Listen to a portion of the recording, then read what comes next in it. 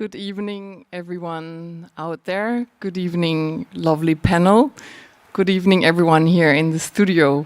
I welcome you all to the last panel of the SoS Assembly, Regeneration, How Do We Care?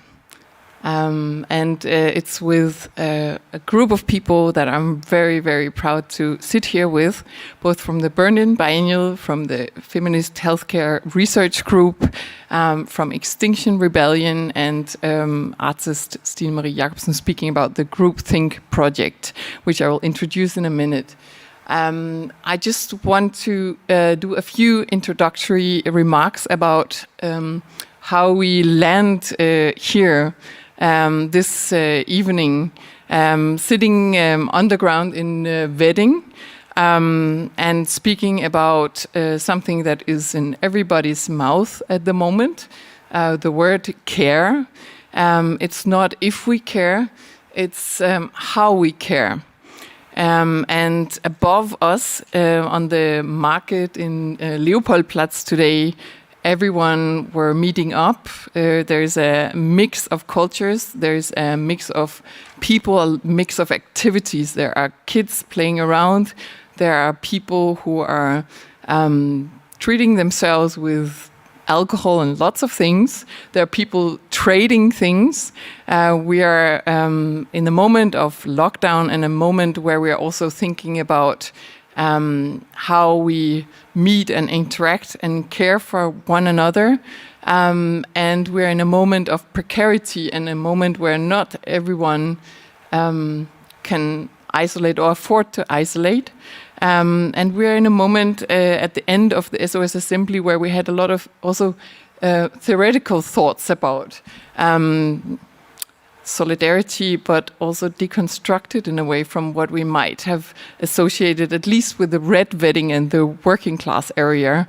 We wanted to make a stretch from red wedding 100 years ago to the diversity question today in wedding. And we actually now are with a panel that's very hands-on in regards to how we can express and reformulate care and be more aware about how we care, and speaking through forms of exhibitions like the Berlin Biennale, which was a also radical feminist approach to exhibition making, to finding themes and to representing artworks and thus people and themes, a lot influence from what's happening in Latin America. It was very important for the SoS Assembly always to appreciate all the internationality that we find in Berlin at the moment, people who are actually here, also both locked in and locked down, but also of choice. And we're happy to hear after the ended biennial what the, let's say, approach is to today's theme, which is the overall theme of intimacy, body spaces, how to create intimacy nowadays, and how the medium of exhibition can also work in that way, and art. We're also really happy that actually through the Berlin Biennial, we were lucky to be introduced to the Feminist Healthcare Research Group, who are also with us and who I'll introduce as persons in a minute. But you worked with the Berlin Biennale. You were presented here in Exroder Print in Wedding with work and publication being in crisis together. And we're actually then hands-on again, thinking about like how can you radicalize in a way healthcare in an art context, and also methodologies of even creating more awareness about how we use, how we relate to each other and use and practice care. Care is not a given, it's also forced labor, as we know, and it's many things. And we are also, in that way, happy to be able to diversify that concept at all in relation to, like, let's say, our bigger global connection with the Extinction Rebellion, speaking about like how ecologies actually, how we, first of all, pay attention to them, fight for other ecologies, and also how the Extinction Rebellion themselves organize themselves, and that's another subject we will touch upon. Finally, we also will speak about how the care of the group or the masses can take place at this point. We will actually, we've had that concept of group reconstructed before our eyes in this simply, but with the lockdown, and it's a condition we live in where distancing is something we actually have to practice at the moment, and we want to ask the question also, how can we get back to collective thinking? How can we care for the groups and the masses? I think that's quite a longer introduction here. I just want to pick up on a few concepts that came up earlier today, just to drop them actually here, because I brought them with me in my memory. So we have spoken about affirmative sabotage in terms of solidarity not being us seeking harmony, but more like seeking time to actually polemicize concepts and taking time at the moment where everything is in lockdown to actually spend time with each other, discussing things, and also spending time on disagreement. It's very important for me personally to arrive at a moment in time as well where a certain kind of feminism is not anymore a utopia, but like I feel I live in a time where it's also, to some extent, or it can be part of a community where it's almost a given. And I'm saying this coming out of a home in Denmark where my mom always fought for equal rights and said, we can't just promote women. It's about people contributing with different competences and different strengths. And I was always thinking, I wish this world that you are talking about, that could be something I lived. And now in the age of 46, I think it's interesting to see with this SOS simply how values as care, showing vulnerability, and also maybe sharing being in crisis can be a strength. Also referring to the first day about embracing weaknesses, and thanks Øvel Dumasakle for bringing in that title.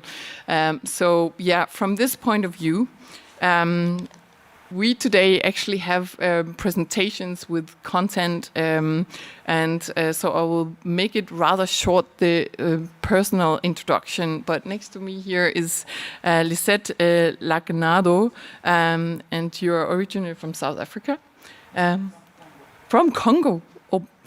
From Congo, and living in Brazil normally, but here in Berlin because of the Berlin Biennale. And you're an art critic, and you graduated from the University of Sao Paulo with a doctorate in philosophy.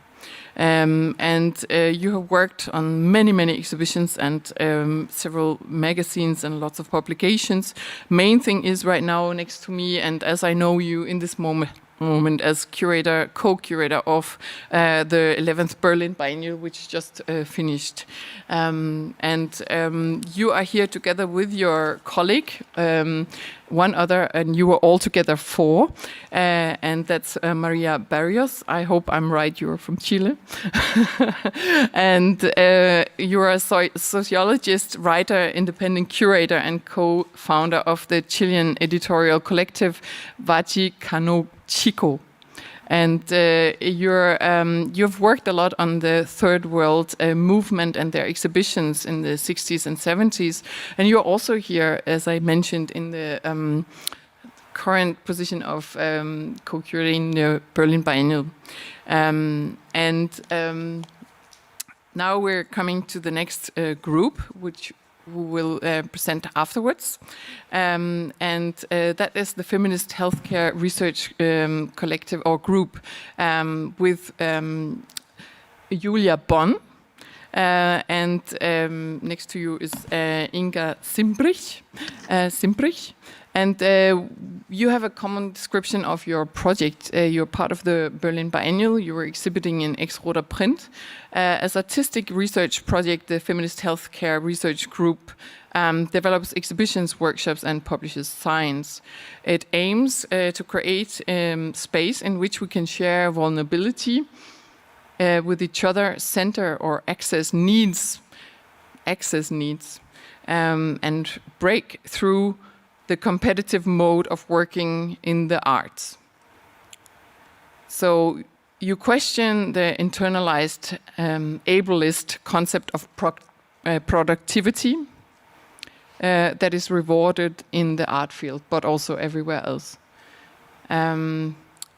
You're also, you published recently this publication as part of the Berlin Biennial, Being in Crisis Together.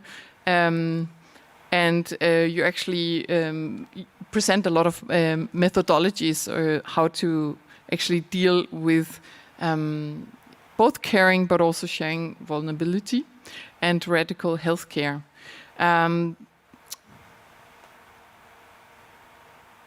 So I just think I will end by what I really took up from from reading your publication. Crises are chances of transition, and how do we show our crisis? Next to you is Florinn Bareth from Extinction Rebellion. And Florinn, it's interesting because we are landing back in the arts somehow, but you moved on from arts and humanities into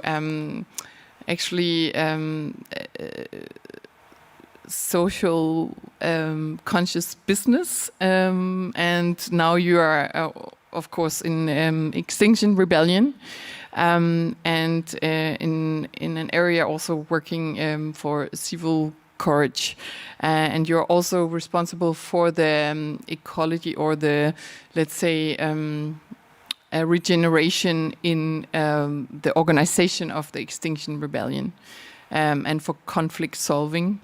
And next to you is Stine María Jacobsen, an artist, and it's my first Danish word. I'm gonna say, hi Stine, dejligt du er her, and dejligt jeg kan sige noget på dansk. For the first time I say something in Danish in this panel. So the last introduction is artist Stine María Jacobsen, who works actually to decode violence and law individually and collectively through participatory means in your art projects that are often quite extensive and often end up in both workshops and books. Here you are speaking about very concrete project that you presented in the Manifesta this year, Group Think. And it's actually, it's funny because you often refer to the importance of collective intelligence instead of artificial intelligence, and why that is so important at the moment. And this is a project that you will present, but I will just say 2 words. It's a hybrid project where sports and educational program is developed to actually seek to expand the current formal educational program at schools by implementing training techniques in non-violent civil protest, first aid, and collective intelligence skills. So we will hear about that. And now I'll pass on the word actually to María Berríos, who will first present also with the images, actually a take on, I hope, or I guess also how a biennial can create those contact spaces or intimate spaces to negotiate all of the things that need a more intimate and caring context. I might not be right. Let's see. I pass the word. Thank you, Solvej, Ovul, and all the entire team that is working here to make this possible. also Ruzga for making these wonderful banners that embrace us here on stage. What I'm going to do is actually trying to think of what could be said. You asked me when we were talking, you asked us actually to refer to what would feminist curating look like, or what does that mean, or what does it mean to take curatorial care. And I don't know how to answer that if it's not really through something very concrete. And looking through some material, I actually found the opening speech that we made, or it wasn't even a speech, but the presentation that we made, the very first one, when we opened the space here in Ex-Rudderprint in September 2019, with a setting that could also be understood as an exhibition called The Bones of the World. And to reflect, and I found in these words that I said in the name of the curatorial team at that moment, I found that there was a glimpse of this process. I felt that a lot of the things that you were asking of us were said, and I will do now a kind of act of ventriloquy to look back into that, to allow to reflect into how we came from there, from that first space to The Crack Begins Within, which we opened in September 2020. And The Crack Begins Within, and maybe you could show the next slide, the hiding one, comes from a book, a poetry by a poet called Iman Mersal, an Egyptian poet, called How to Mend, the Ghost of Motherhood. And this is and The Crack Begins Within actually comes from an essay that she wrote on the violence of motherhood. And it's a very, it's really an amazing, it's like a little life-saving book for me. I have several women poets that I feel are so important in different moments. And Iman, I think we shared that, was really relevant. And she, during this process actually, and in this essay, she refers to this refusal of being this egg that breaks to give life for something else.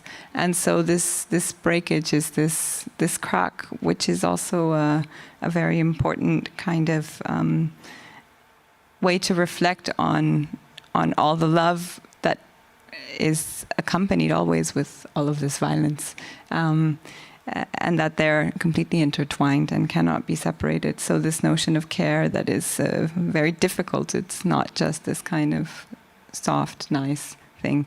And I think that, it's going through these, what we called our experiences, or from this moment of mutual exposure to the moment of mutual recognition, that was The Crack Begins Within, was a nice way to also give the floor to Lisette, who will go into some artist positions that are actually present in the part of the Biennale that we call the epilogue, which is The Crack Begins Within, that just closed.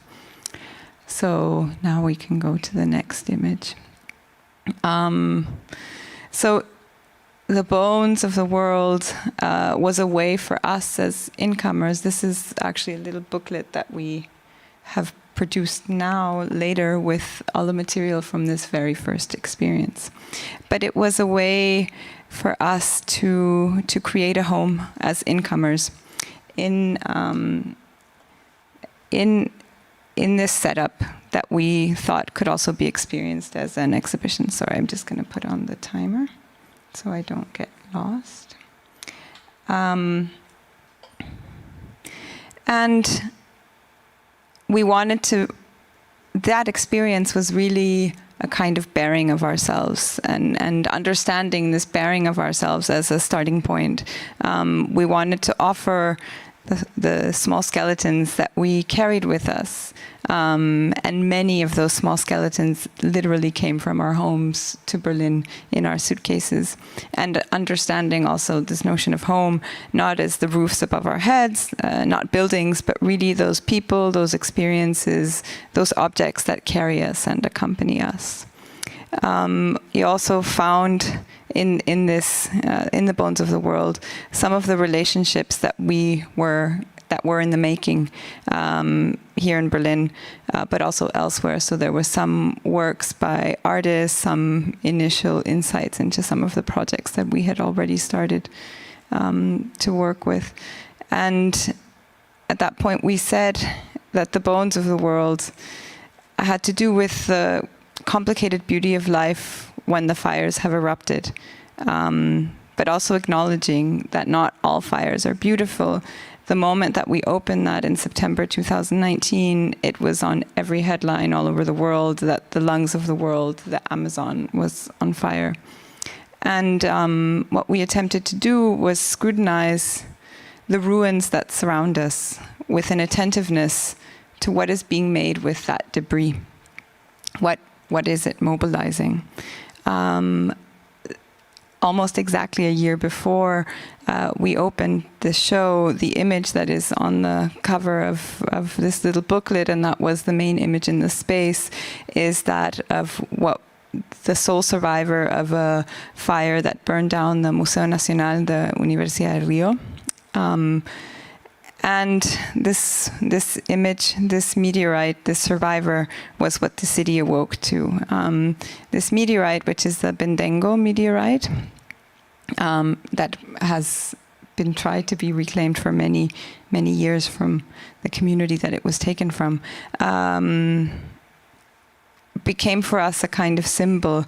And at that time, I remember trying to figure out what is exactly a meteorite, and found this kind of funny bad translation in German Wikipedia that said that actually a meteorite was a rock that had been thrust from its mother's body by collision.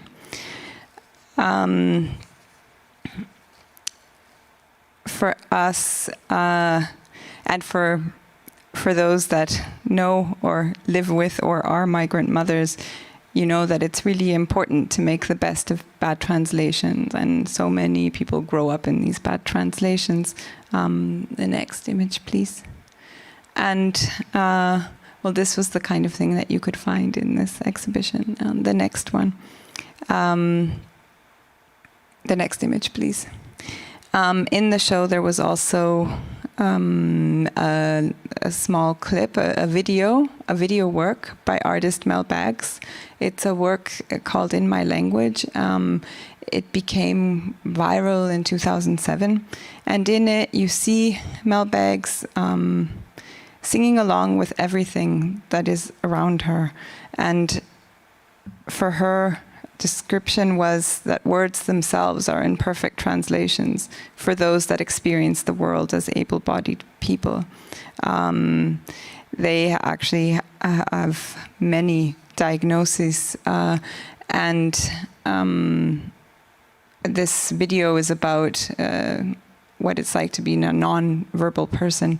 And actually Mel passed away this year, is one of the invisibilized victims of the pandemic, as so many people that are vulnerable and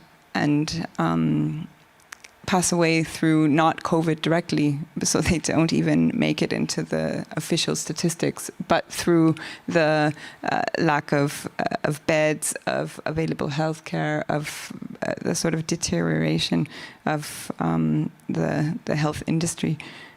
Or its inability to care, actually. But this idea of words as imperfect translation and this living in bad translations are also a way of exposure. So these imperfect translations expose us.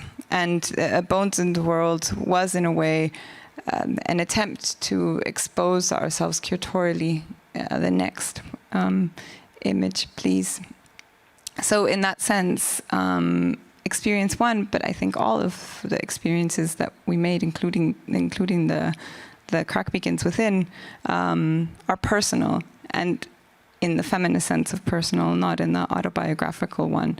And it has to do with opening up to the collisions through bringing stories that shape our social interactions, that allow us to think, to share, to exchange, and to learn with others about what is to come.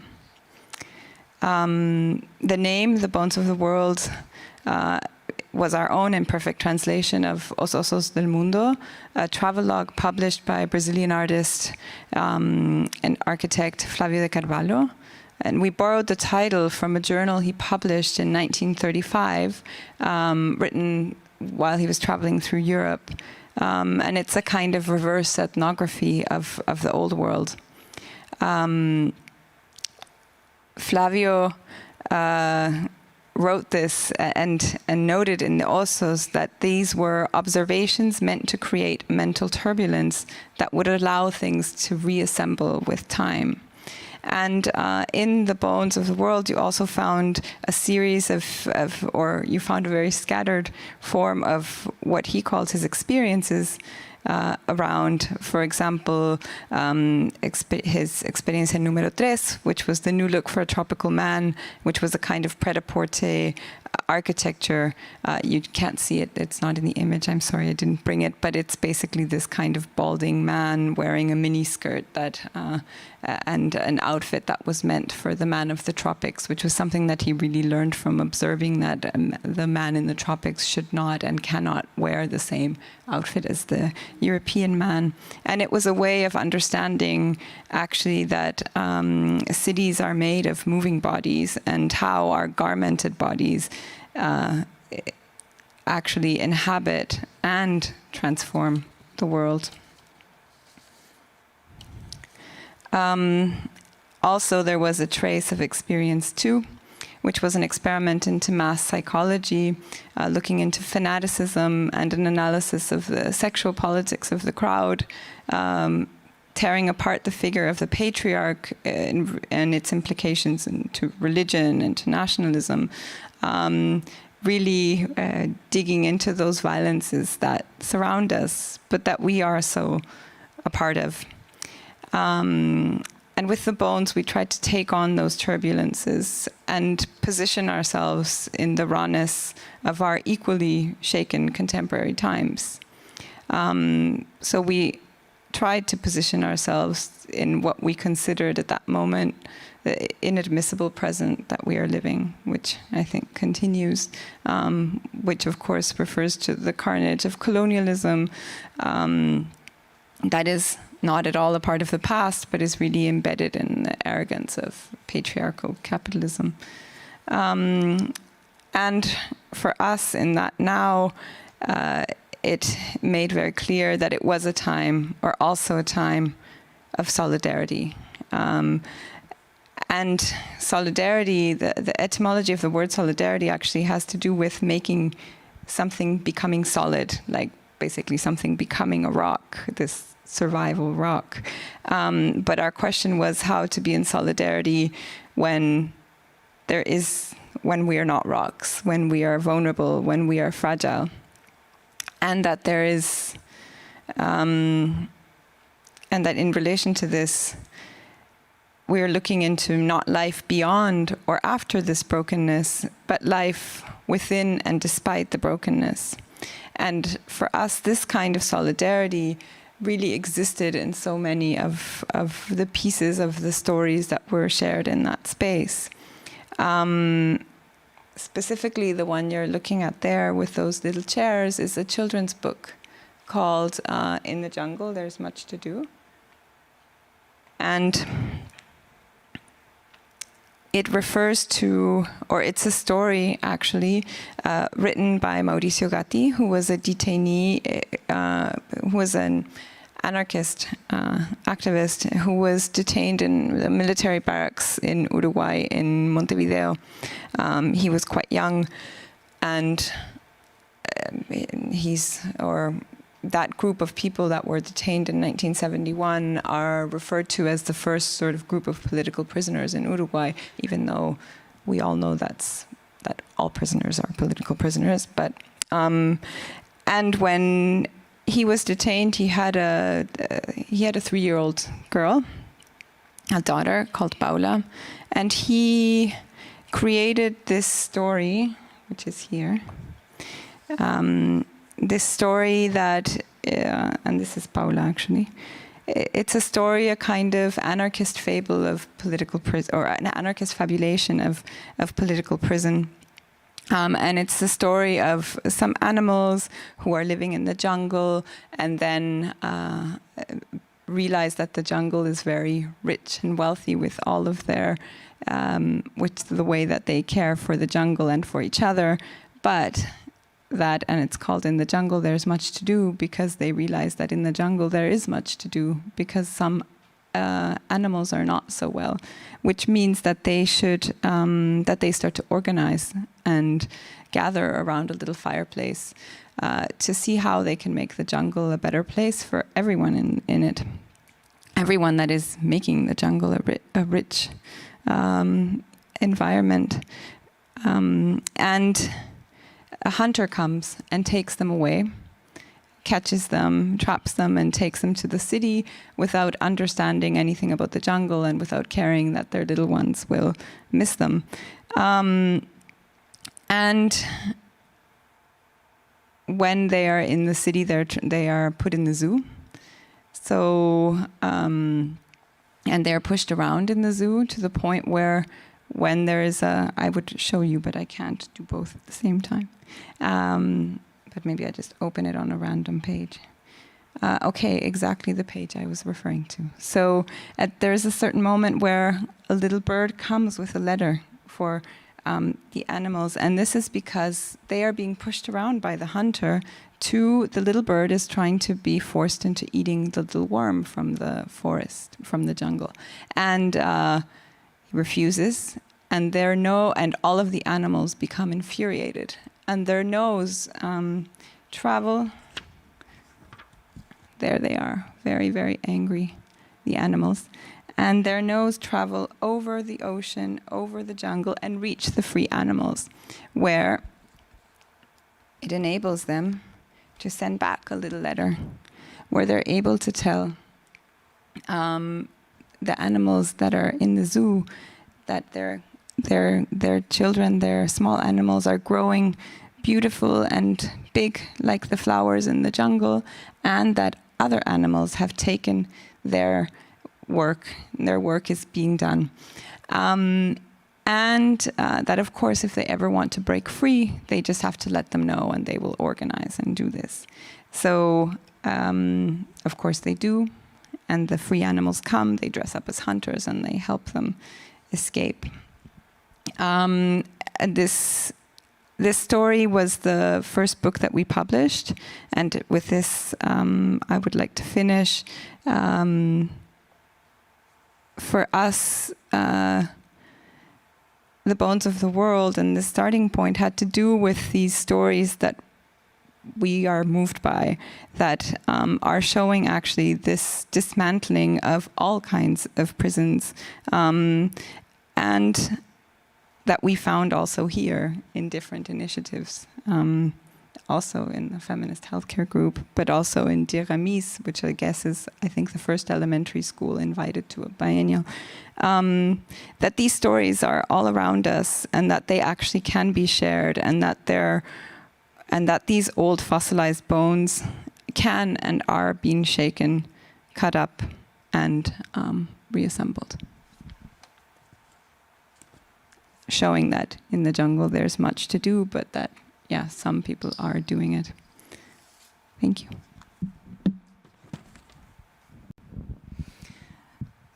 Thank you, María. I'm very happy to be the second one after listening to you. And this very nice introduction of the beginning of the biennial until the epilogue. well, I'm also here, also happy to be among you, and I would like to thank all the people behind the background. It's an amazing scene setting, and thank you also to Solvej and Ovesen for this invitation. So I would like to start also saying that we are still digesting the Biennale, not closed 2 weeks ago, so it's a bit difficult to have a narrative different from what we have been saying during all the guided visits. But I wanted to bring you 2 aspects that caught my attention afterwards, after doing all these guide visits. And one of it is a comment, a remark that came from a visitor. And the visitor told me after visiting the KW, actually, this venue that we call the anti-church.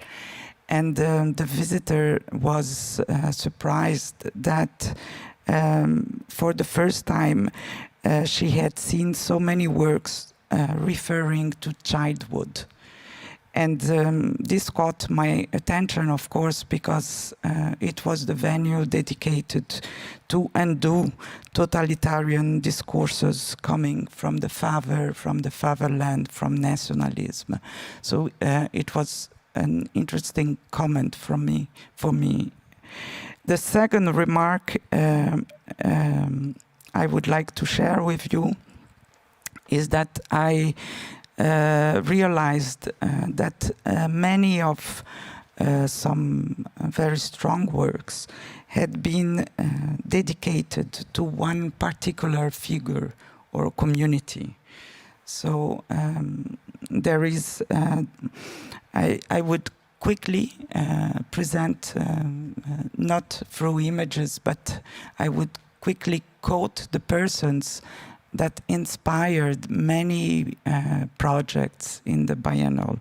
And I think this is also meaningful to understand how we care, but in the case, how these artists care. So Paula Baeja Pailamilla, for instance, in her installation, she refers to a Mapuche woman who was murdered in 2016, fighting against the construction of a hydroelectric power plant, and her name is Macarena Valdez. The Black Mamba was honoring the rebellion of Nangeli. Nangeli is this woman who challenged the oppressive breast tax.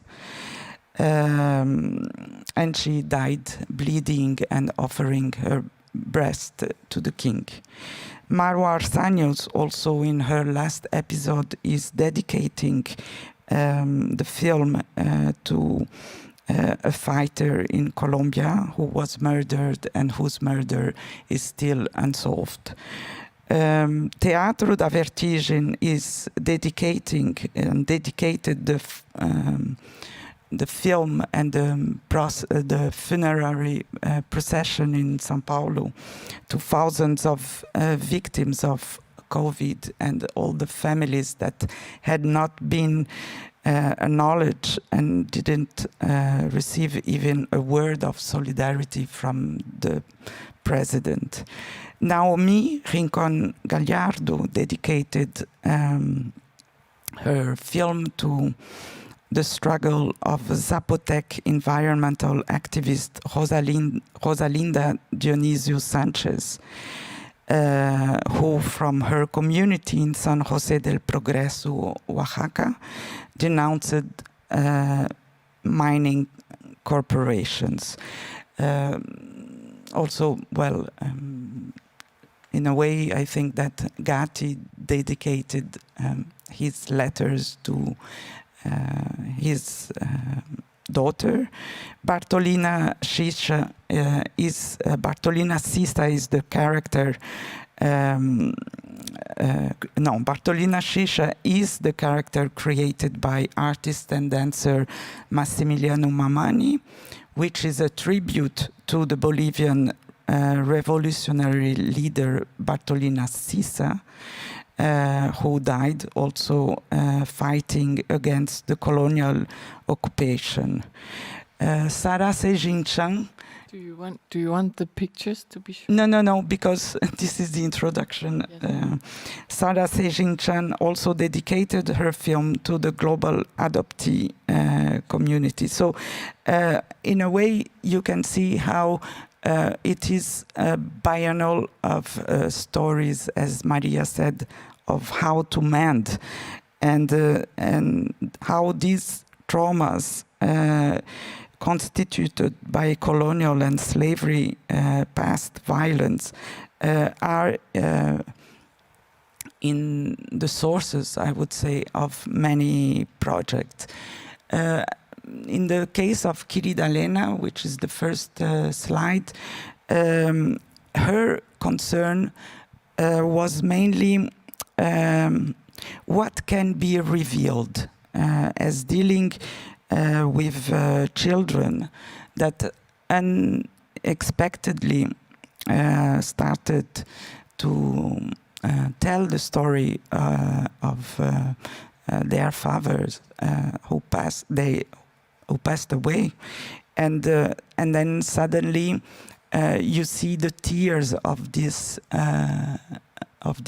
child, and how the drawings are used as a solution in the film to avoid a devastated situation in which you have a child telling her own trauma.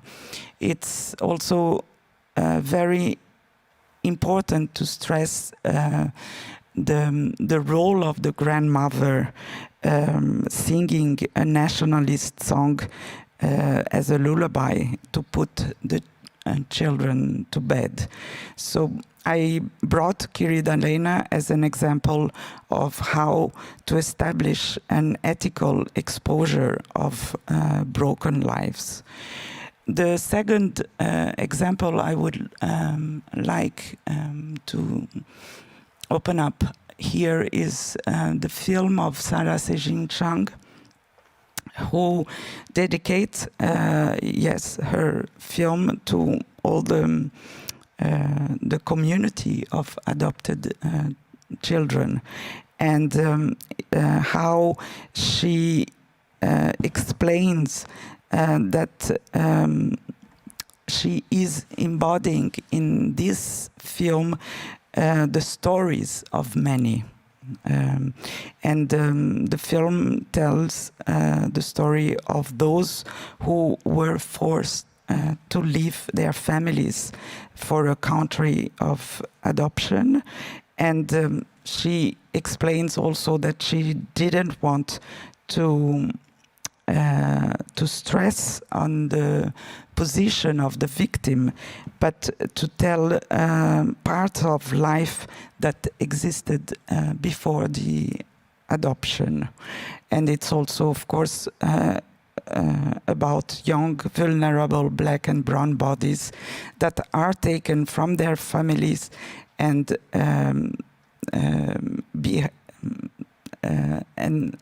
have moved from their original country for the sake of this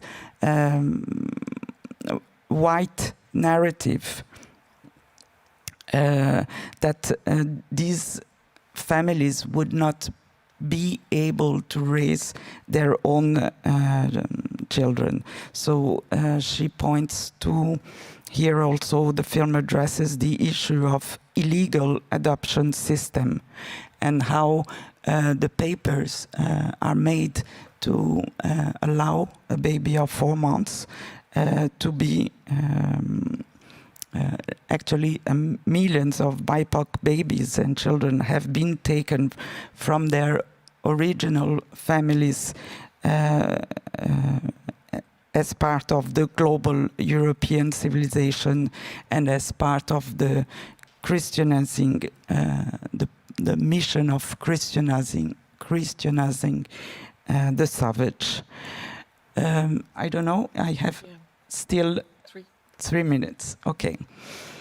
The next project is from Pelagik Bagidi, in which she is also addressing the problem of restitution, but then bringing the decolonizing process of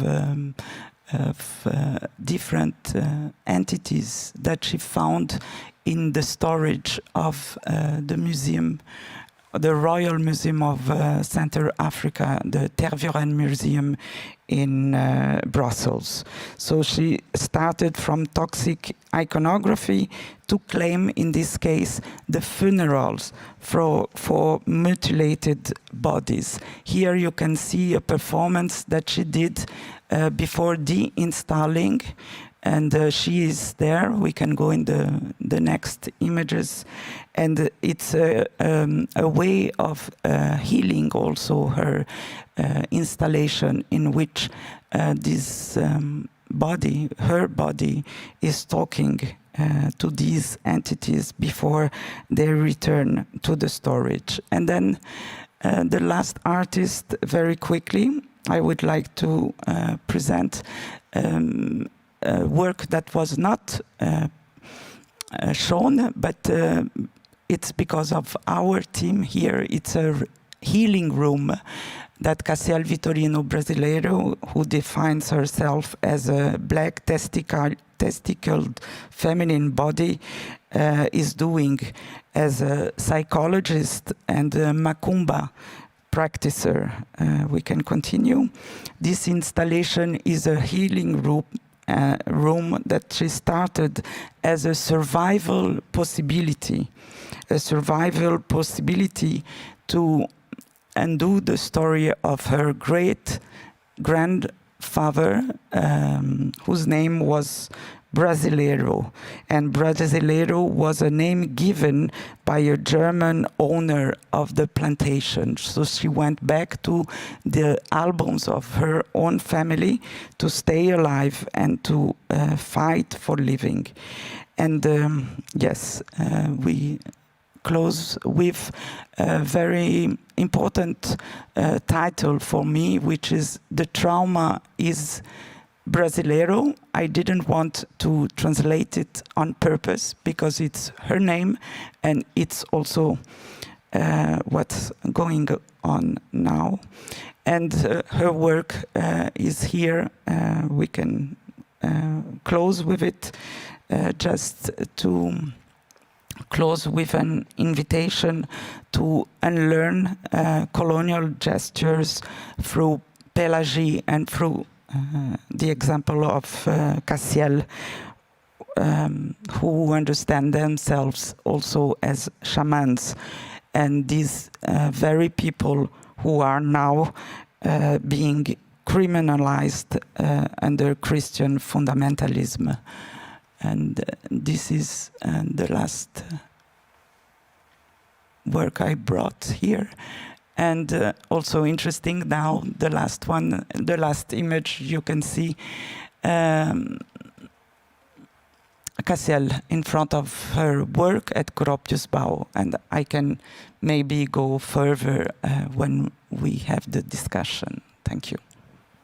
Thank you very much. It was very good to start, I think, with the crack that begins within, but also to land in space and in images after this long day, and also land in poetry.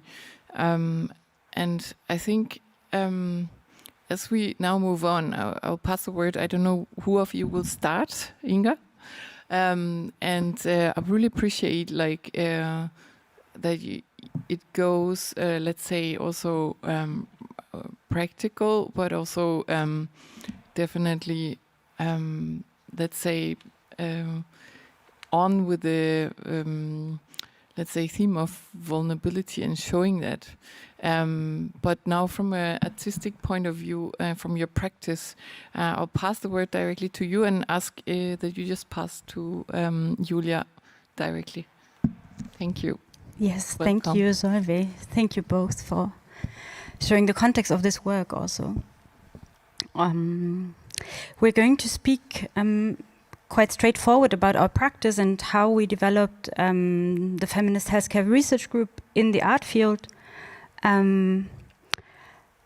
Basically, we're going to talk together, and we have some images. You can basically run them through randomly. We have some like 15 minutes that we're talking, and you can just, we're not talking in accordance, like in relation to the images. I come from artistic practices in self-organization and in a lot of collective and group situations. And right now, Feminist Healthcare Research Group is a duo, which is Julia and me. And we founded the Feminist Healthcare Research Group in 2015 by issuing a call to other cultural workers that we had known, whether people would be interested to try to develop a collective format of moving slowly and gradually into the field of healthcare, which was obviously a topic to which we were all new, inexperienced, most of us not being health workers, and experiencing the field of healthcare as a very intimidating and very complex and very specialized and very exclusive and excluding field of knowledge into which we thought we should try to intervene and move into and find a way to enable us as artists to do work on healthcare. And in 2015, we met twice with a larger group of cultural workers, some 12, 13 people coming from different places in Europe. And we had 2 meetings, each nearly a week in Berlin. And we tried to develop a set of methods with which we are still working today that would allow us to develop a sort of self-empowering way to do to learn about health and healthcare. Just to say briefly, after those 2 meetings, the big group split and we continued with 3 Berlin-based persons, Alice Münch, Julia Bonn and me, until 2018. And at that time, we were all parents of very small children and were changing our working rhythm accordingly, basically realizing that things we had been doing before in the art field, where these things seemed to be normal, were just not possible for us anymore. Working very short notice, working very late hours, working unpaid, underpaid, under enormous production pressure, realizing that with the care work we were doing, we just our resources were limited, our capacities were short, and we had a lot of meetings where we sat at in one of our homes. One was taking care of the children, one was preparing food, and another one was working through our to-do lists, learning also that what we didn't manage, we would just not do. We couldn't take on homework for the rest of the week. And that experience of our limited capacities and our changed rhythm with the care work we were doing just deepened our understanding of what it means to be with limited capacities, with exhaustion, with access needs, with needing assistance and needing care and depending on care and on assistance. And what does that do to spaces like this, or to spaces that we experience in the arts, where a symposium could take a whole day, which could be too long for certain people. So that was the initiating point where we just looked much deeper into what would vulnerability be in our position as cultural workers. And Julia is going to introduce you to the methods that we developed as Feminist Healthcare Research Group.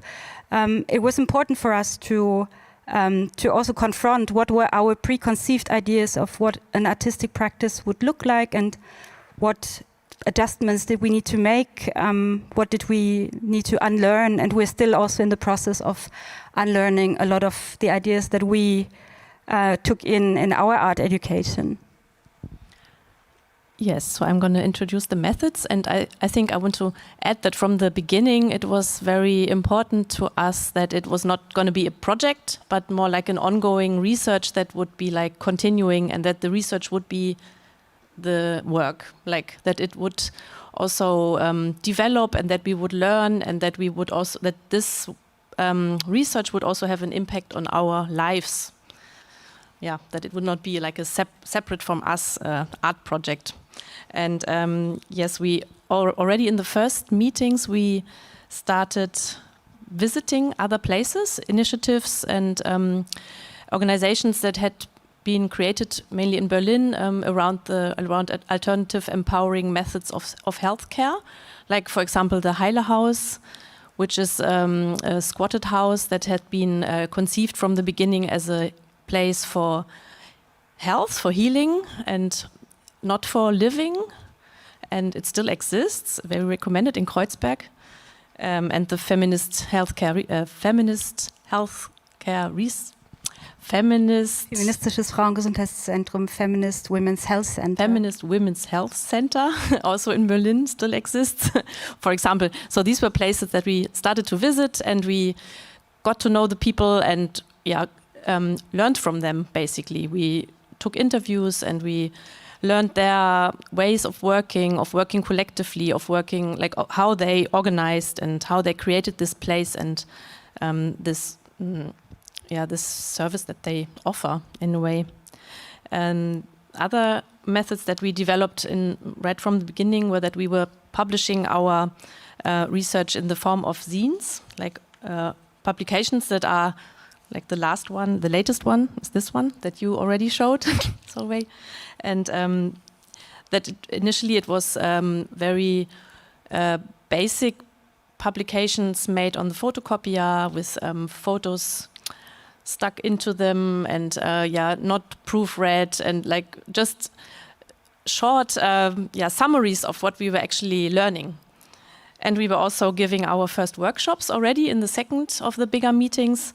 So these were ways of passing on directly to other people that were present, what like exercises that we learned, information that we gathered, and like creating situations of really direct exchange and learning. Julia, can you say something about the many different concepts you explain in the book? Just mention some of them in the recent publication. We will later. Okay. Yeah, we will. This was just like the introduction to our way of working, and then we will tell what we did in the context of the Berlin Biennial, and introduce also the zine and a little bit of what is inside the zine. I just want to mention that we also did a podcast recently. This is like a way of having a workshop with social distancing or with physical distancing. And just recently we also had our first workshop online on Zoom, which is like a whole new experience, because normally we have this situation in the room where there are actually bodies in the room, and having this, creating really a space for like what we call sharing vulnerability or sharing experiences, really. And another thing was that we started in like very early to collect books and to create to build up a research library with books from like around the topic of alternative and empowering methods of healthcare, and also contemporary books and zines from other collectives that work around the same or similar topics. And we already found out, like we shall I mention the Gesundheitsbewegung? Yeah, okay. We found when we visited places in Berlin, and when we started collecting books, that many initiatives and places were actually founded in the 70s and early 80s, or in the 80s, and that there had been like a movement in the intersection of the squatter scene and the women's movement that was called the health movement, and we didn't know about it before. And it was really interesting how many methods like were developed in this time, and how many places were opened up Some of them still exist, some of them don't exist anymore, or have moved into other like forms of organization. And there we created a research exhibition and a publication. And you will take I know over. time-wise we have to speed up a little bit. That we created an exhibition in which we tried to showcase topics and initiatives of the health movement, and this is what we were showing in Experience 2 of the Berlin Biennial. And in that framework, so last December, we were also giving a workshop on something which has been our hot topic somehow since the very start. So how could we pick up methods, share methods, practice methods, pass methods on how we can support each other in moments of emotional crisis, of acute crisis, where we feel we are losing control, where we feel we are fragile, we haven't been going out of bed, we don't feel like being very lovable, we don't feel lovable enough to ask other people for help. And we created that workshop, Being in Crisis Together, and this became the basis for the zine that we created. We're just going to show this briefly to you.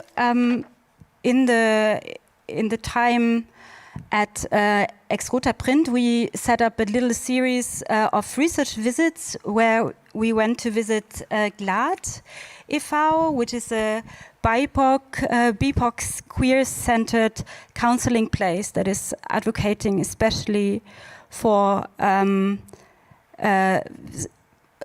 psychological counseling that is aware of racism.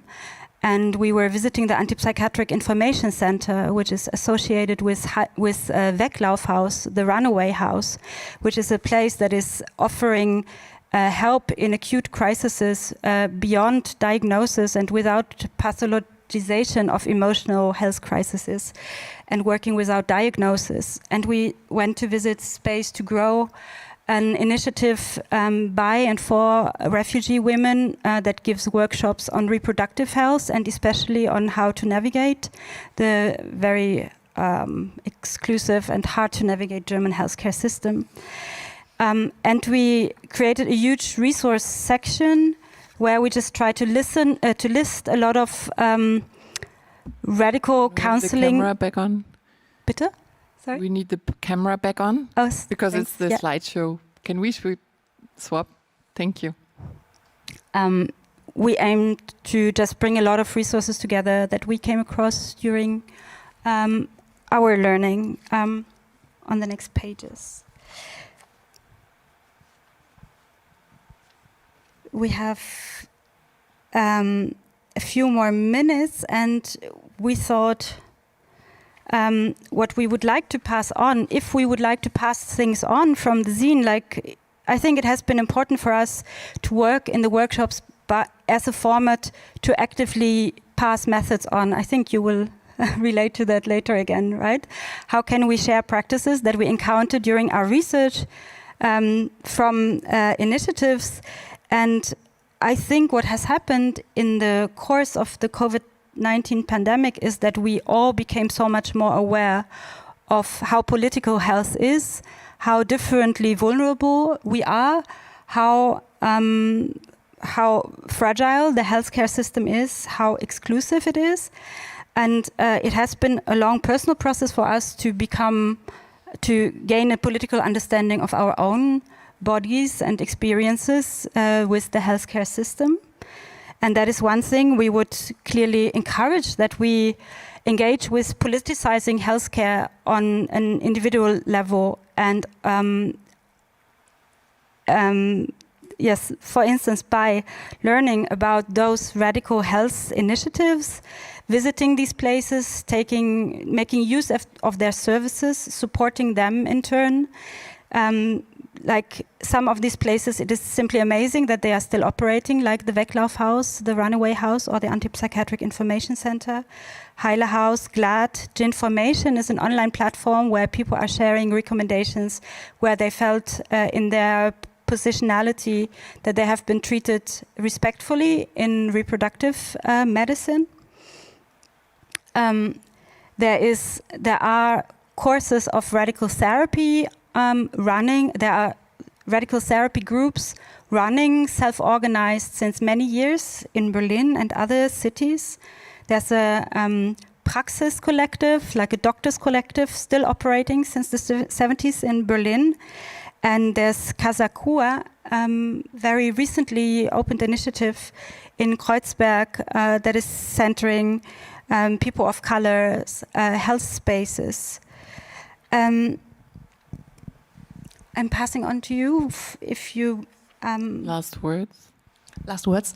And the other thing is which we do in our group and which we also pass on every time in our workshops, is to create like networks of support, like in our friendships and our working context, to create ways of really sharing how we are here today, and how we are, like, our capacities or our personal maybe needs of what need to withdraw, need to rest, need to work more today, or like, so that we are actually open about it and have like ways of sharing and appreciating that someone else shares how they are here at the moment.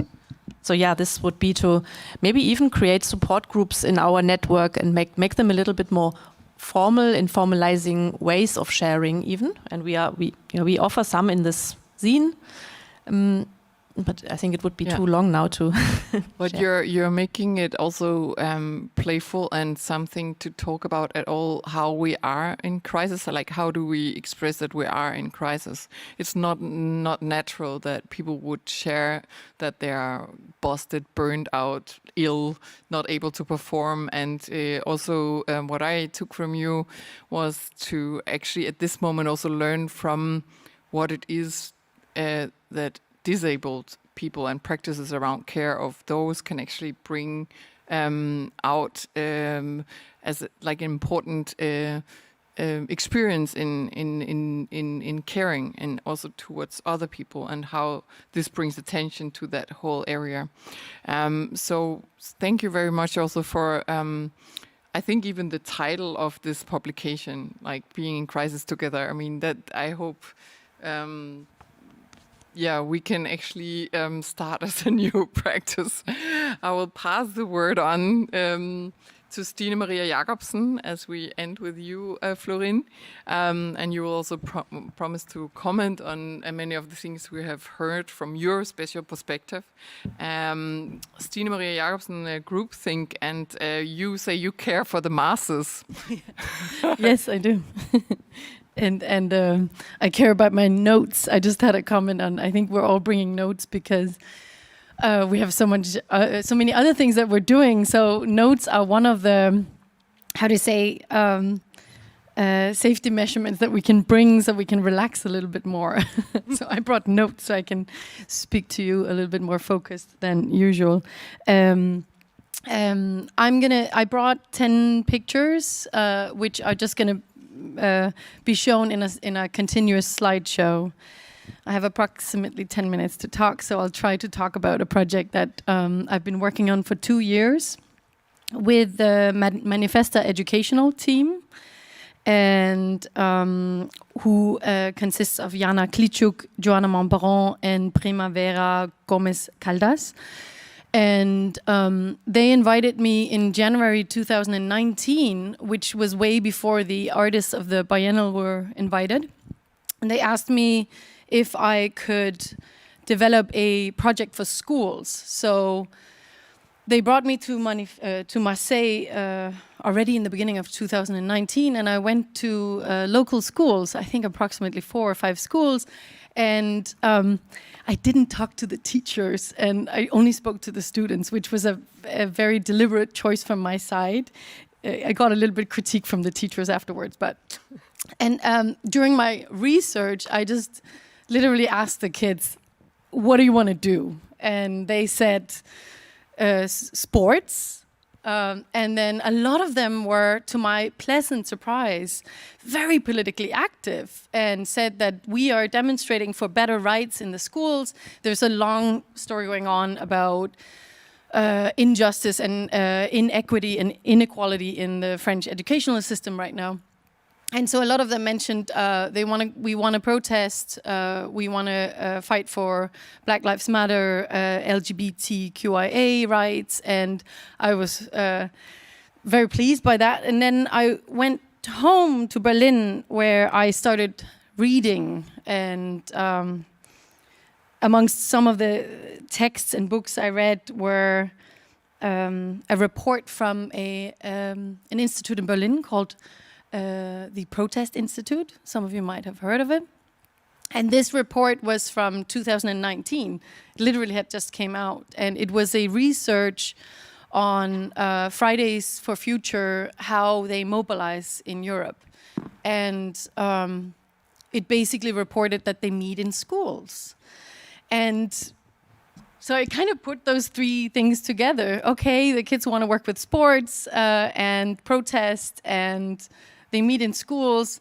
It sort of came together in one big or one beautiful combination of why don't schools also take on the responsibility of ensuring that their students can protest safely.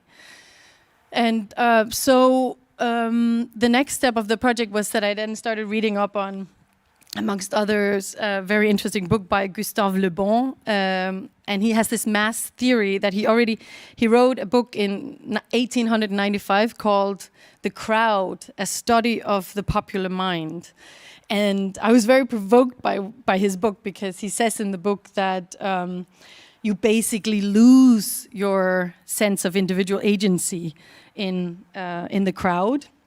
And he means this in a very negative way. I'll read up a short quote from his book. Le Bon claimed that, quote, an individual immersed for some length of time in a crowd soon finds himself, either in consequence of magnetic influence given out by the crowd or from some other cause of which we are ignorant, in a special state which must resemble the state of fascination in which the hypnotized individual finds himself in the hands of the hypnotizer. So the individual is basically hypnotized by the masses. And Le Bon said that the masses are violent, they're dumb, they are not to be trusted. And luckily, I then started reading a little bit more positive book by Irvin Janis from 1972 called Victims of Groupthink. And in this book, Janis starts describing the title of my project as well. If you noticed, I have a dash between the groupthink, because basically groupthink is a negative term. What groupthink means, and which Janis also explained in 1972, is it's when a group which back in 1972, Janis was more focused on governmental groups that were policymakers, and he said they were often very enclosed groups that were tended to agree, and they tended to seek a fast consensus. And because the group was so, eager to agree with each other, they would also not utter their differences. And I was very interested in this term, and to bring this term into the groupthink project.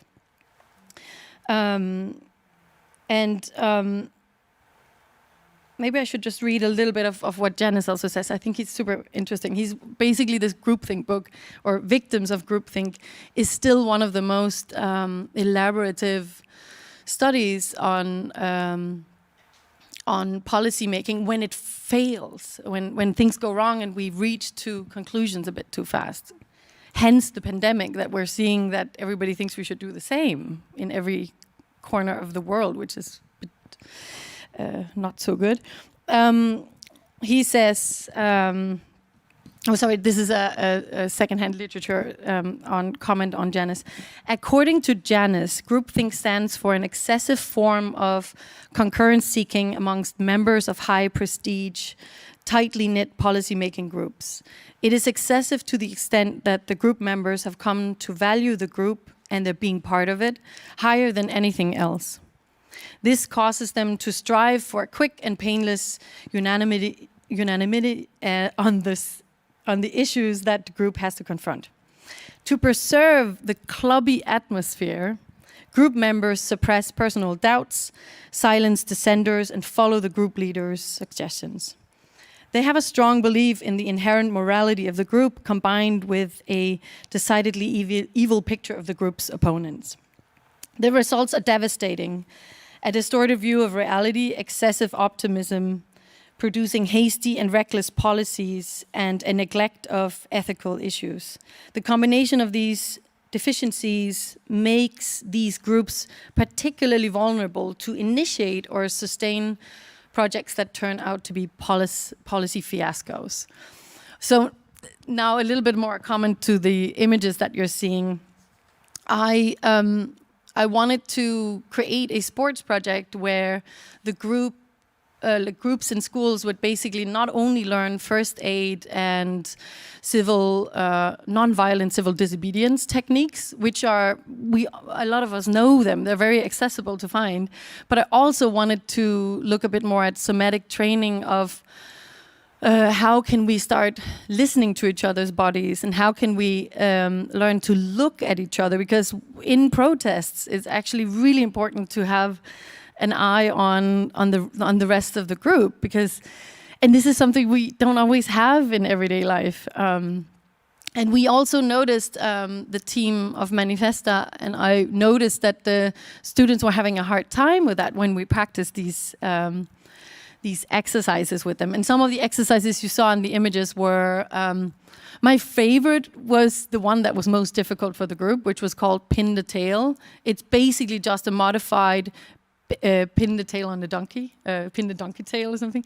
And in this exercise, the group is blindfolded, and one of the people in the group can take the blindfold off and has to start moving very, very slowly towards an imaginary keyhole, and they can never do this, because it is actually what it comes down to is that you microscopically have to, or like very micro movements have to be aware of who's moving where, and we have so many disturbances in our bodies that we usually don't listen to.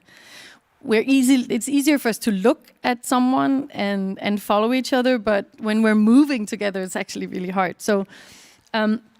And with the mindset, or with the idea of groupthink, having an exercise that is hard to do is why I like this exercise.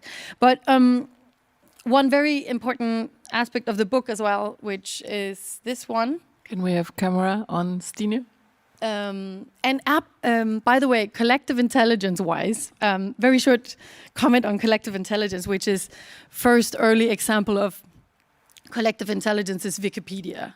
But I'm not going to go into that. I basically started using the word collective intelligence because the municipality of Marseille freaked out when I said I want to do a protest project for schools. But then I just suggested, let's call it collective intelligence, and it'll get us in the door, and it worked. So think about words, think about what you call things. But in this book, there's a paragraph on laws, and I could talk for hours about this, and I really think this is important because it also introduces you and Extinction Rebellion. The group, why I wanted to do this project was that I felt that the right to assembly is under attack these days. It is really on a legal aspect also under attack, both in France and in Germany. In France, for example, the right to assembly is no longer in the constitution. Luckily, it is still mentioned in the constitution of Article 8 in Germany, but in France, it's no longer there.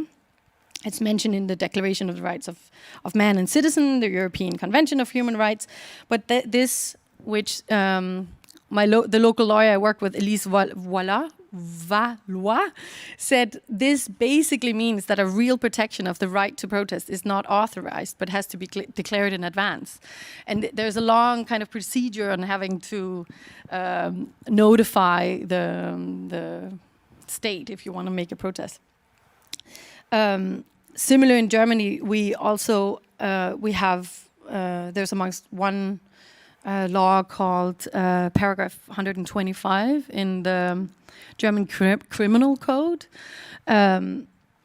which says, whoever participates as an offender or a participant in 1, acts of violence against persons of property, or 2, threatening acts of violence against persons, which are committed by a crowd of people, really note this, who have joined forces in a manner which endangers public safety, or whoever encourages a crowd of people to commit such acts, incurs a penalty of imprisonment for a term not exceeding 3 years or fine.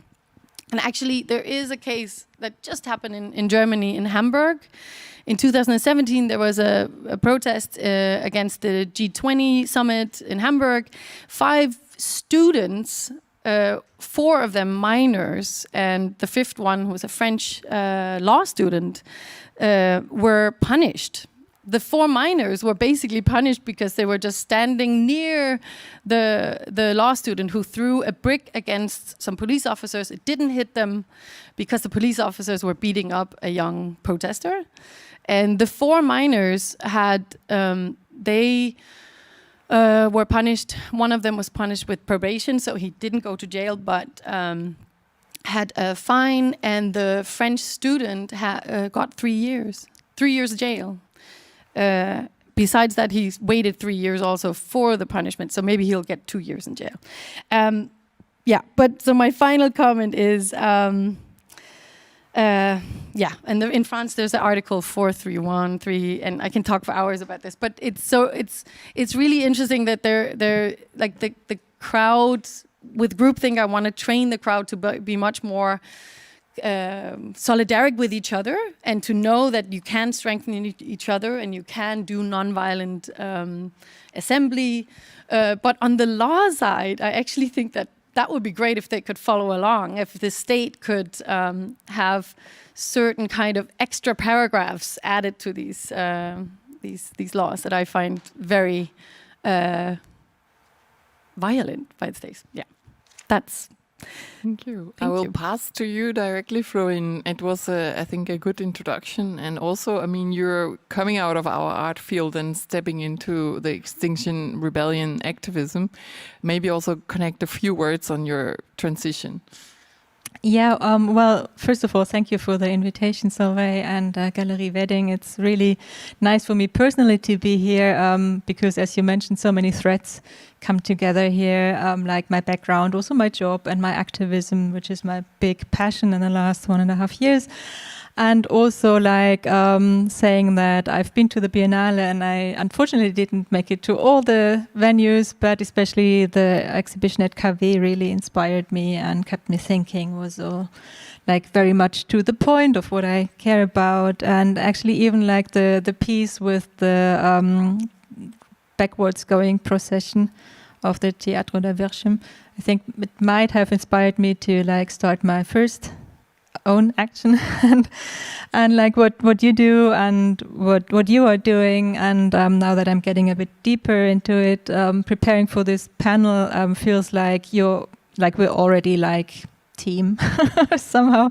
Like we definitely work towards the same values and purposes. And when we talk about regeneration and care, I think it's so important to also like share what's already there, like dip into the pools of expertise, and definitely not also amongst us white Eurocentristic groups, but also like look towards like what you exhibited, like indigenous groups that are fighting fights that are now highlighted but have been going on for centuries already. So yeah, I'm really happy to like have this feeling of things falling in place here in a little bit. But not too much. I mean, you left us the art for the activism. Well, it's still there. Of course, you never can leave it, right? So, but you need to prioritize, and this is also a super important aspect that we all, like in what we care about, what we fight for, we need to be in touch with our limits. Regeneration is something that's super important towards our so-called environment, towards nature, natural resources, towards our communities, but also towards ourselves as individuals, like in the art exploitation system, in the in the social sector, also, of course, a lot in the at the moment discussed care professions, and even more, or like, let's not compare, but very much as well in activism, of course, because everything is so present, everything is so burning, and there are so many battles to be fought. And once you start, like, you have your hard subject, but then of course it's connected to everything, because it comes down to, feminist criticism of the capitalist exploitative system.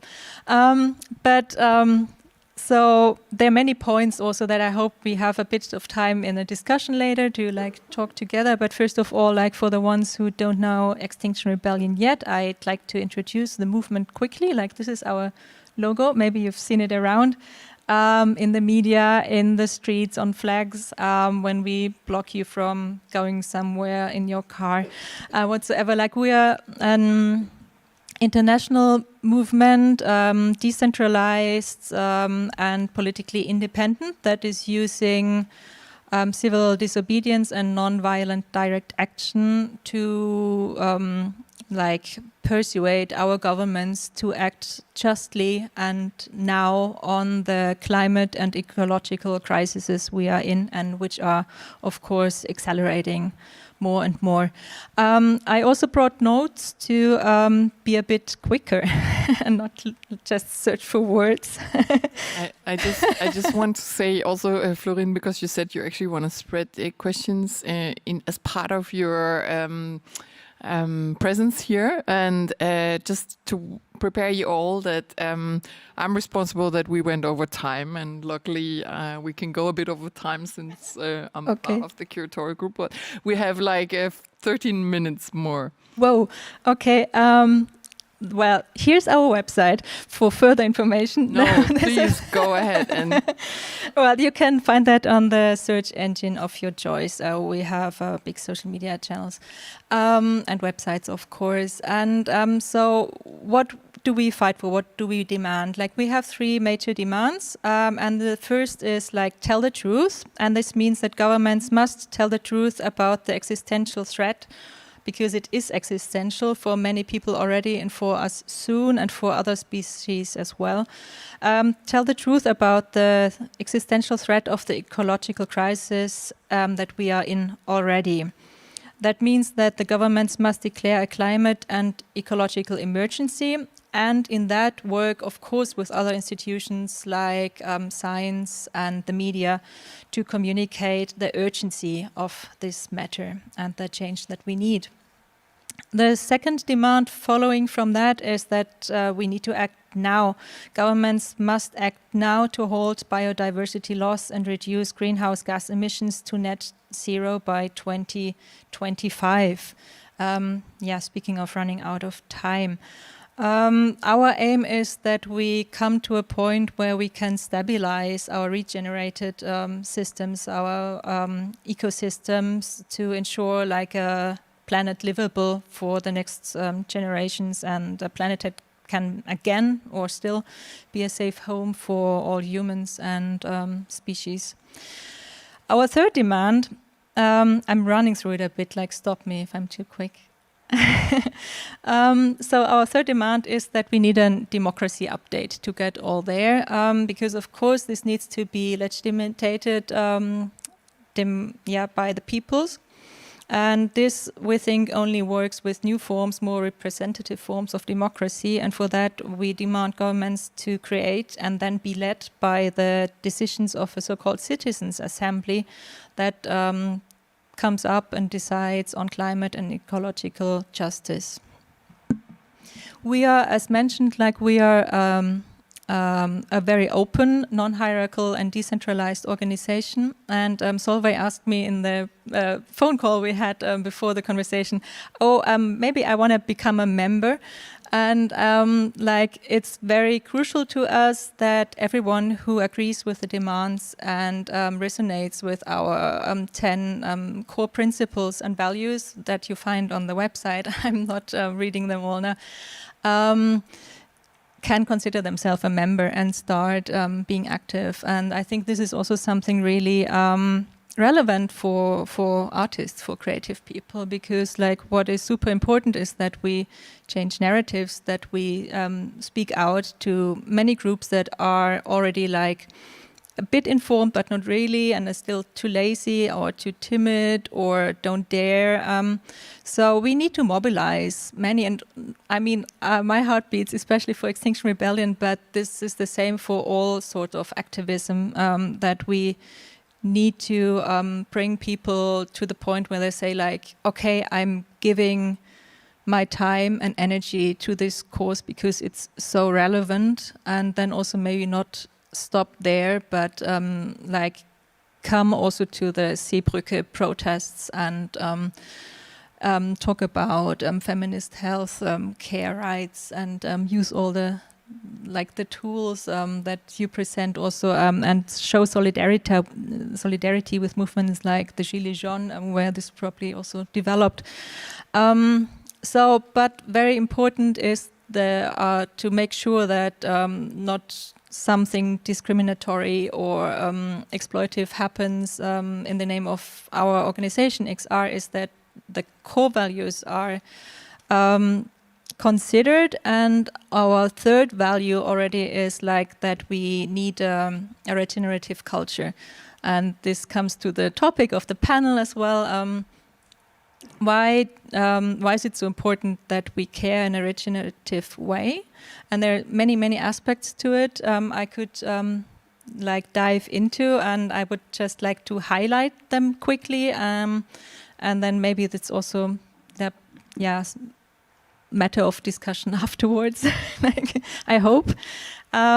Because I think connecting through humans, first of all, and this is also why I'm so grateful that we're here in person, but then also opening up to a network and develop infrastructures to make things grow and nurture connections are super important.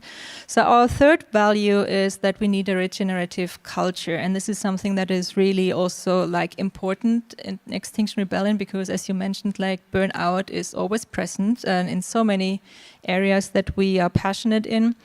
And so we need to create a culture which is healthy, which is resilient and adaptable in general, also speaking to the ecological situation that we're facing. But of course, this is an ongoing process of positive change, and also as a self-organizing structure, our movement will just be constantly reviewed and can, thank goodness, also be built on a huge pool of expertise, because we are many people who are coaches, who are therapists, who bring in wisdom as you shared. Sorry, I have to say just that we're having to throw the questions out in the last round. And I also want to say to the camera team and to Øvel, who wants to join me up here for a round off afterwards, that we need to, if possible, go on for another 10 minutes. Also for Øvel to join me. Is that possible? Can someone give me a sign? Can you? Okay.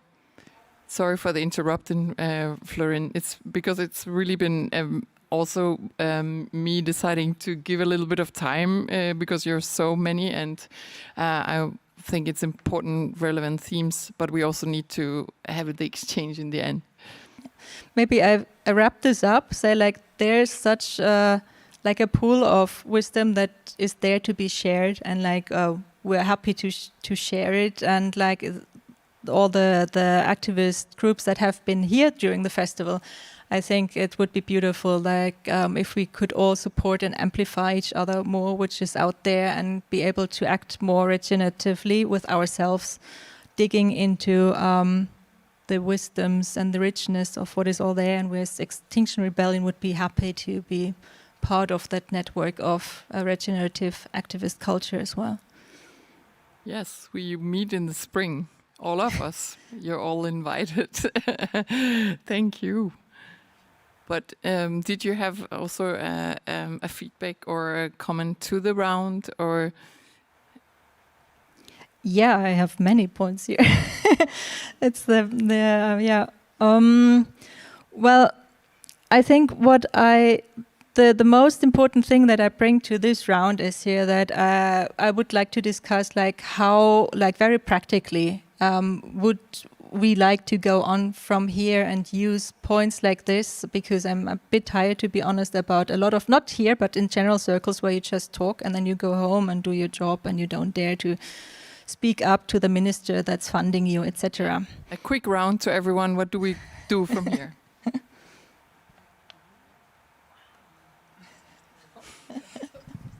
I think it feels a bit strange to be just starting and we're closing, right?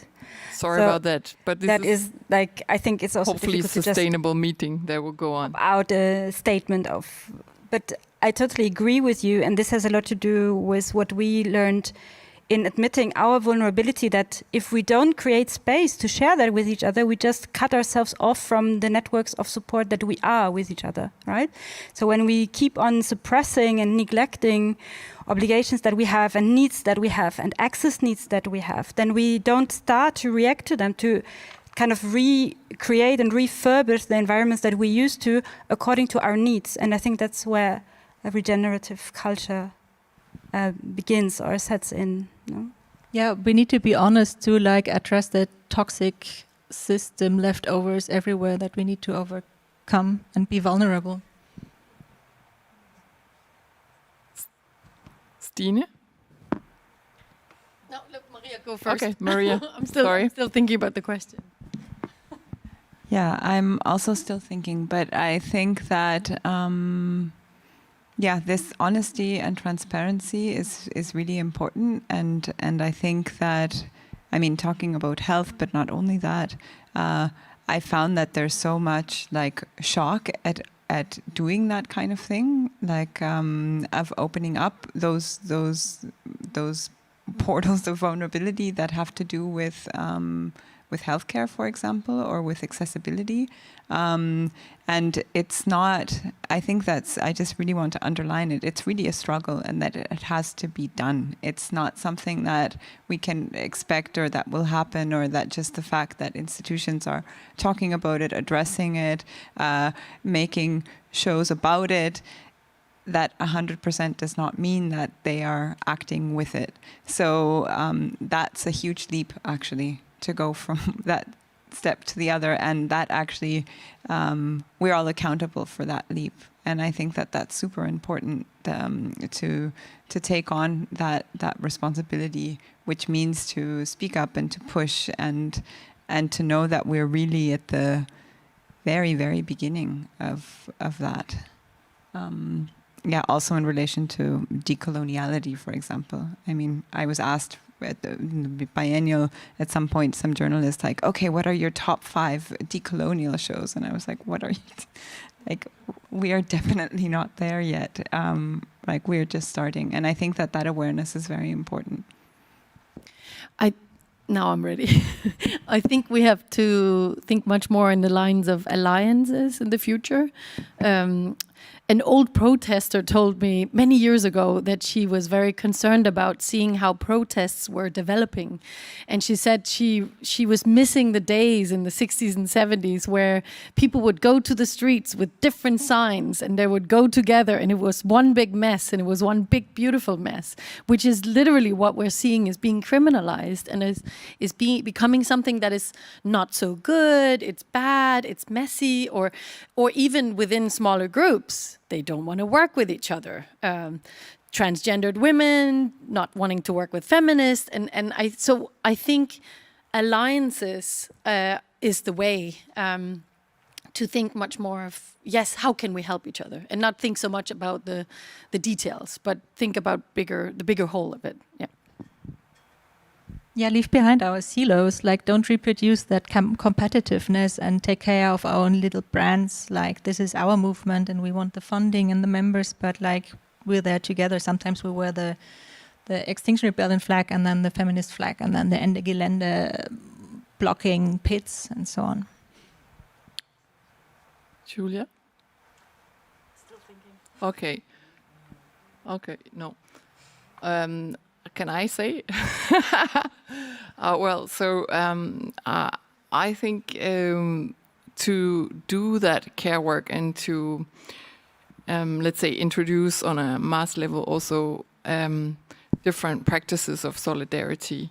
Actually, it's very much a time management question, to take the time to be bothered, to not conclude and to have the polemics and to have the problems of the cat and the dog and the people fitting in, or the features fitting into the assembly of Ruska here on the banner, fitting into the boat together, and that's not efficient. It's something else that is produced in human presence, and yeah. So my plea is to take the time to do the care work, and the work it is to actually enter solidarity. And then very important comment from earlier, that those who have formulated a way to show solidarity, very important point from Alette earlier today. I mean, and I'm saying we also need to step back and give space for, as if we don't have solidarity, but that it can also be taken in as a practice towards us. Yeah, so that we kind of reverse the power relations in help constructs. This is something I subjectively understood like that, but it's a reverse of who we can solidarize or who can be solidarized with. Yeah, that was, I think, my comment from here. Is there now a comment from you, from Julia? Okay, and you? So at this point, Øvel, are you there?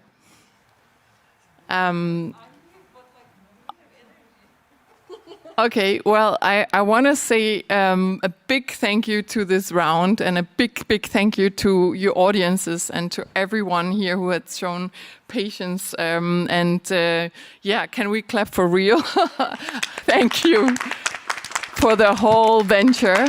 And all of you audiences, it's been very painful not to have you here in the space. And we do take the invitation from Extinction Rebellion to gather in the spring. I mean, watch out that you don't become an automatic member. No, no, I would say we will want to gather all of you who we definitely also felt were lacking here in the space with us as audience, to actually exchange directly. And we do put presence on a very high priority. It was important, though, at this point to make the statement also from us at Soft Solidarity, that we actually think that the cultural life should go on and the malls should close, because we can't afford the malls anyway at the moment. And we, in this way, actually were happy to see you all for real in this studio. And yeah, the last thing I can say is that we're actually gathering material for a publication afterwards, and we hope for your investment of time and sustainable development of these discourses that are now a base for connections. With these words, Øvel, please find a little bit of energy just to come here and show, because no, I mean a last comment here. The team is running out of energy. Yeah. Right. Because we ran out of mics.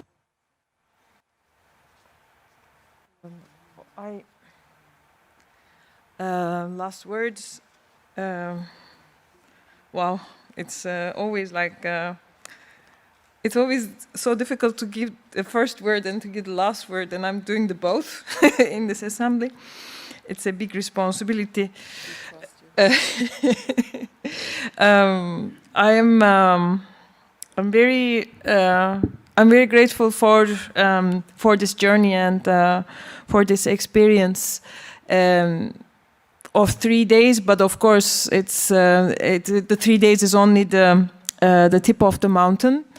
And it has been such a long-term work and collective thinking behind the soft solidarity within this assembly, behind this assembly. And there are so many important, powerful words to digest and to analyze. Also for us as the humble and proud gatherers. But maybe it would be also, we thought it would be really good to maybe bring some words together just to remember how we arrived today at this point, and hopefully we will continue, because I also agree, María, we have just begun. It's just the beginning of the journey, and there's so much to do, and there's a lot of work. And it's not only about the effectivity and achievement as the neoliberal culture always puts ahead of us. Our assembly started very powerfully, like with Bini Adamczak's words, when she said solidarity is in relation building. And maybe like kind of to follow that today, Soraya Gomez said, actually, solidarity is a work. It means work, but it's a good work. It's a good one. And in all our discussions, and I think also reflected here also right now in this panel as well, the necessity of heterogeneity, fragmentation, and conflicting strategies have been highlighted by our participants. To reach I would say up to time form of solidarity, and also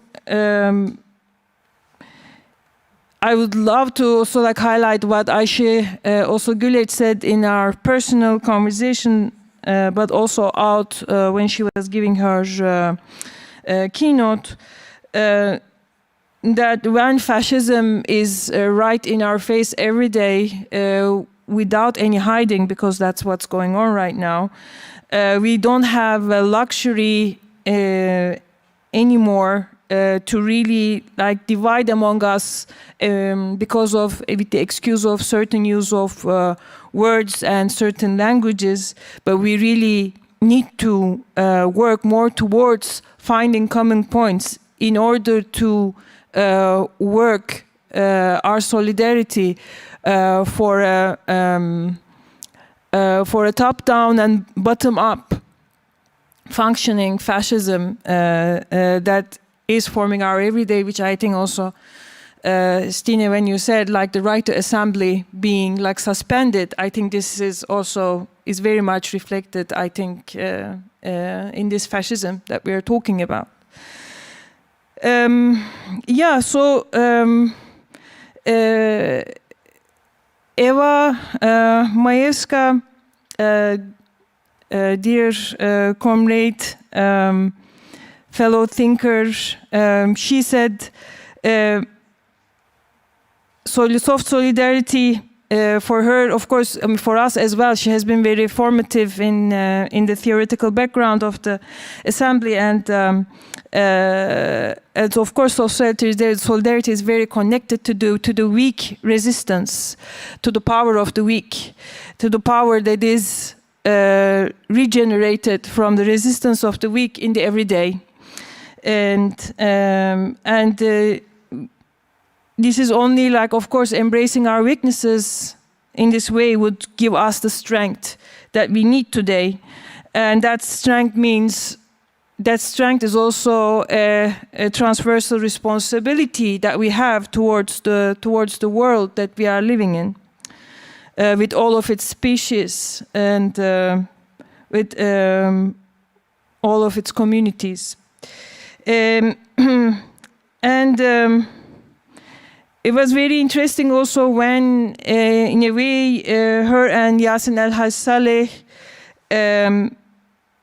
highlighted the need for challenging and reconceptualizing universalism rather than completely like kind of leaving it behind and sacrificing it, as Yasin said, to the altar of imperialism. I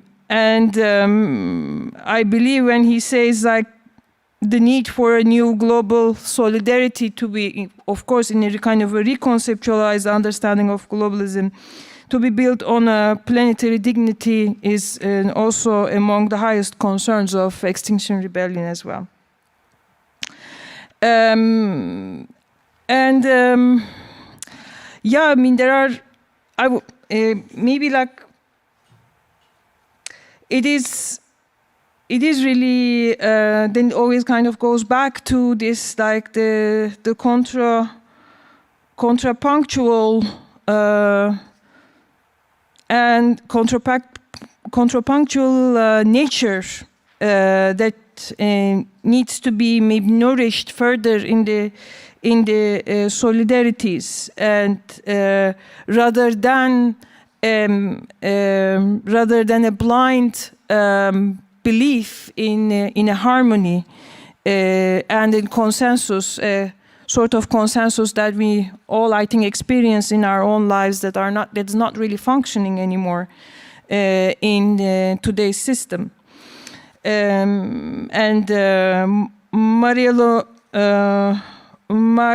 Verríos, when she was talking about this contrapunctual solidarity, she was also quoting Fanon's call for a new humanism.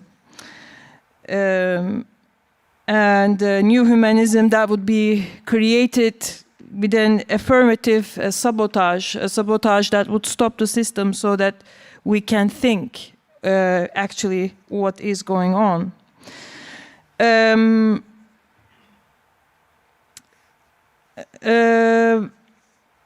also, I mean, what we attempted here in this like 3-day journey from, I would say, basically queer feminist, on a queer feminist ground, was to create another cartography of this district of Wedding on many different axes, through disciplines, through practices, and through also geographies, which I mean also geographies of thinking and geographies of collective building. And we wanted to build bridges as we talked and exchanged, and to situate ourselves in this challenging zone between theory and praxis today, to really face it, and to rethink also the artistic practices in conversation with many ways of attempting building justice today in the world, where sometimes institutions fail to be equipped enough to handle the needs of the artists and the communities in this important search. Maybe it would be good to finalize. I mean, there are still so many things to say that I took my notes, but what Arlette Louise Ndukoze, one of the co-leaders of SoS Contemporary, highlighted, asked, suggested, questioning the notion of Europe that we are in right now, if we are moving from the microcosm of Wedding to a certain macrocosm of Europe. It's very important to question, to think what would be left behind after all the process of deconstructing and decolonizing in Europe, because Europe itself is a major crisis. And we really need to think the thing that would be left behind after all of these processes of thinking that we are engaged with right now. I would rather leave here and thank you all for my colleagues and comrades here. And for those of you who are following us through the interfaces of your screens, and I'd like to thank again one more time our all-girl power team who ran behind stage, and without them it would be impossible for us to do this. I really I'm in awe of your energy and of your diligence. And of course, thank you goes also to Solvej and Katrin, who asked me to join this conversation and join this journey, and hopefully we will build up on what we have right now to embrace our weaknesses and to build solidarities from our broken places. Because that is the most common point that we all have, and this is also the place to begin the road. Thank you.